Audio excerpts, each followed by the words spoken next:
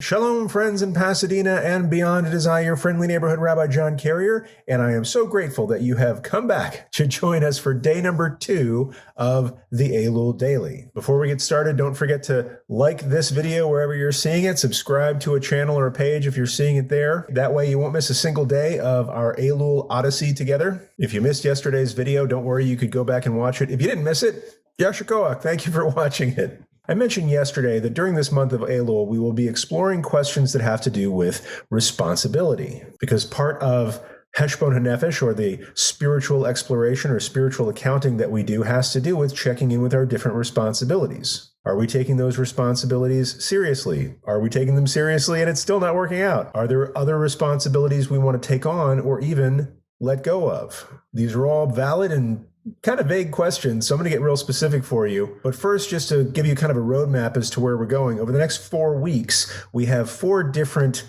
let's say, spheres of responsibility that we're going to be talking about. This first week, we're talking about your responsibility to yourself. Are you meeting your responsibilities for yourself, or are you living up to your own highest ideals, or are there ways you can improve upon that? In future weeks, we'll also be kind of talking about yourself, but yourself in a different way. Remember, I learned this from Rabbi Ed Feinstein, who talked about the self as having layers. There's the self as in sort of within our own body, and then there's the self of our close circle that we kind of see as extensions of ourself. That's why next week we'll be talking about our responsibility to our friends and family. The week after that, we'll be talking about our responsibility to the broader community. However you define community, it might be your Jewish community, might be the town that you live in. Most of us are involved in different communities that intersect and sometimes compete, each one coming with its own set of responsibilities. And finally, in the last week of Elul, we'll be talking about our responsibility for the world, both in the sense of what's our responsibility to other people in the world who may not be part of our friends and family and community, but also our responsibility to the planet itself. What does that have to do with Judaism?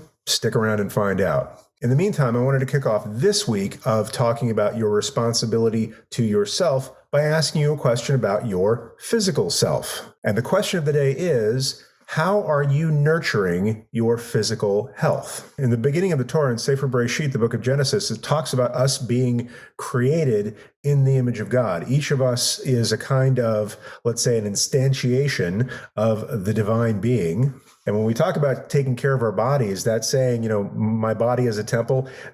It's kind of true for us. Maybe it's not a temple, but our body is a sacred object that we need to treat as such. That's why we have categories of mitzvot like Shmirat Haguf, which means guarding the body, meaning watching what we eat and getting right exercise and avoiding unhealthy habits is a mitzvah. So today I want you to look back over the last year, maybe look inside and say, am I taking care of my physical health the way I think I should? We'll talk about other kinds of health later, but today I want to focus on your taking care of your physical health and how you feel about how you're doing in that department. So think about this question, come up with an answer for yourself, and I highly encourage you to write it down some way, whether you put it in a diary, email it back to me, put it on social media, you do you. I just want to close by saying thanks again for being on this Elul daily journey with us. Can't imagine doing it without you. And until tomorrow, peace.